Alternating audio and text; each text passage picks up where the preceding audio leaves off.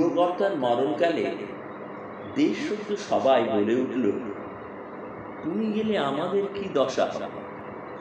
শুনে তারও মনে দুঃখ হল। ভাবলে, আমি গেলে এদের ঠান্ডা রাখবে কে। তারপরে মরণ তো এড়াবার জো নেই। তবু দেবতা দয়া করে বলেন, ভাবনা কি, লোকটা ভূত হয়ে এদের ঘাড়ে চেপে থাক না। মানুষের মৃত্যু আছে, ভূতের তো মৃত্যু নেই। দেশের লোক ভারী নিশ্চিন্ত, কেননা ভবিষ্যৎকে মানলেই তার জন্য যত ভাবনা, ভূতকে মানলে কোনো ভাবনাই নেই। সকল ভাবনা ভূতের মাথায় চাপে, অথচ তার মাথা নেই। সুতরাং কারো জন্য মাথা ব্যথাও নেই। তো স্বভাব দোষে যেটা নিজের ভাবনা নিজে ভাবতে যায়, তারা খায় ভূতের কানমোলা। সেই কানমোলা না যায় ছাড়ানো, তার থেকে না যায় পালানো, তার বিরুদ্ধে না চলে নালিশ, তার সম্বন্ধে না আছে বিচার। দেশ শুধু লোক ভূতগ্রস্ত হয়ে চোখ বুজে চলে। দেশের তত্ত্বজ্ঞানীরা বলেন, এই চোখ বুজে চলাই হচ্ছে জগতের সবচেয়ে আদিম চলা। একেই বলে অদৃষ্টের চালে চলা। সৃষ্টির প্রথম চক্ষুহীন কীটাণুরা এই চলা চলত ঘাসের মধ্যে, গাছের মধ্যে। আজও এই চলার আভাস প্রচলিত। শুনে ভূতগ্রস্ত দেশ আপন আদিম আভিজাত্য অনুভব করে, তাতে অত্যন্ত আনন্দ পায়। ভূতের নায়েব ভূতেরও জেলখানার দারোগা। সেই জেলখানার দেয়াল চোখে দেখা যায় না, এই জন্য ভেবে পাওয়া যায় না সেটাকে ফুটো করে কি উপায় বেরিয়ে যাওয়া সম্ভব। এই জেলখানায় যে ঘানি নিরন্তর ঘোরাতে হয়, তার থেকে এক ছটাক তেল বেরোবে না, যা হাটে বিকোতে পারে। বেরোবার মধ্যে বেরিয়ে যায় মানুষের তেজ। সেই তেজ বেরিয়ে গেলে মানুষ ঠান্ডা হয়ে যায়। তাতে করে ভূতের রাজত্বে আর কিচ্ছুই না থাক, অন্ন হোক, বস্ত্র হোক, স্বাস্থ্য হোক, শান্তি থাকে। কত যে শান্তি, তার একটা দৃষ্টান্ত এই যে, অন্য সব দেশে ভূতের বাড়াবাড়ি হলেই মানুষ অস্থির হয়ে ওঝার খোঁজ করে। এখানে সে চিন্তাই নেই, কেননা ওঝাকেই আগে ভাগে ভূতে পেয়ে বসেছে। এইভাবেই দিন চলত। ভূত শাসনতন্ত্র নিয়ে মনে দ্বিধা জাগত না। চিরকালই গর্ব করতে পারত যে এদের ভবিষ্যৎটা পোষা ভেড়ার মতো ভূতের খোঁটায় বাঁধা। সে ভবিষ্যৎ ভ্যাও করে না, ম্যাও করে না, চুপ করে পড়ে থাকে মাটিতে, যেন একেবারে চিরকালের মতো মাটি।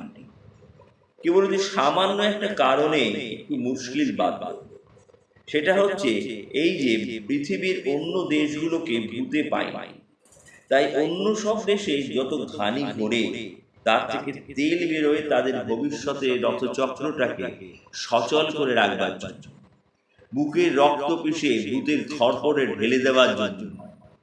কাজেই মানুষ সেখানে একেবারে ডুবিয়ে যায় নাই, তারা ভয়ঙ্কর সজাগ আছে।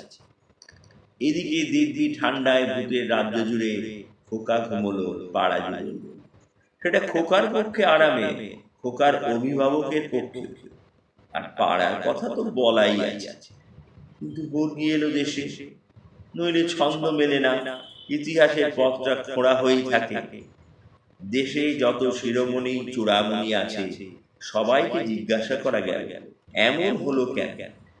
তারা এক বাক্যে শিখা নেড়ে বললে, এটা ভূতের দোষ নয়, ভূতুরে দেশের দোষ নয়, একমাত্র বর্গিরই দোষ।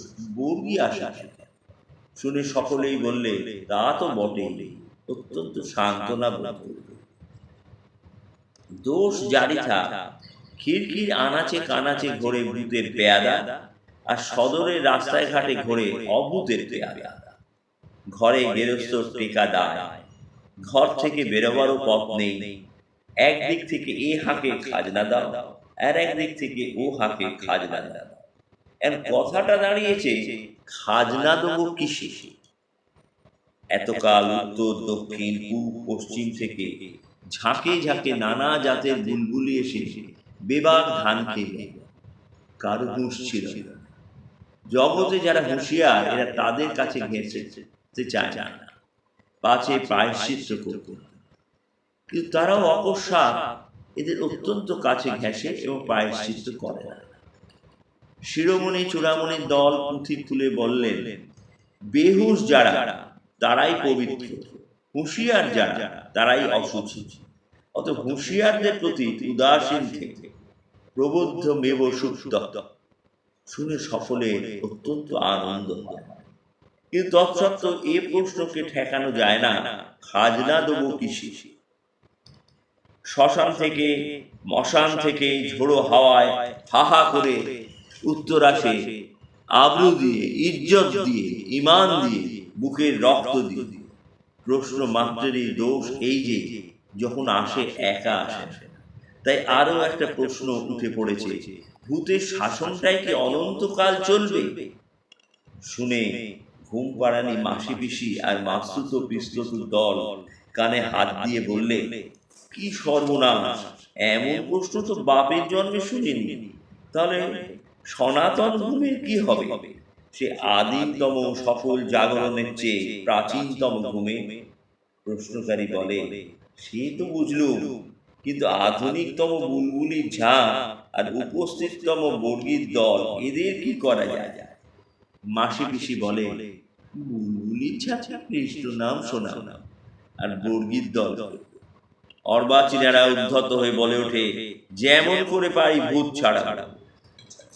ভূতের নায়েব চোখ পাকিয়ে বলে, চোখ এখনো ঘানি অচল হয়নি।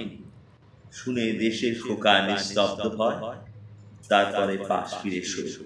মধ্যা কথাটা হচ্ছে, বুড়ো কর্তা বেঁচেও নেই, মরেও নেই, ভূত হয়ে আছে। দেশটাকে সে নাড়েও না, অথচ ছাড়েও না। দেশের মধ্যে দুটো একটা মানুষ যারা দিনের বেলা নায়েবের ভয়ে কথা কয় না, তারা গভীর রাত্রে হাত জোর করে বলে, কর্তা এখনো কি ছাড়বার সময় হয়নি? কর্তা বলেন, ওরে অবোধ, আমার ধরাও নেই, ছাড়াও নেই, তোরা ছাড়লেই আমার ছাড়া। তারা বলে, ভয় করে রে কর্তা। কর্তা বলেন, সেইখানেই তো ভূত,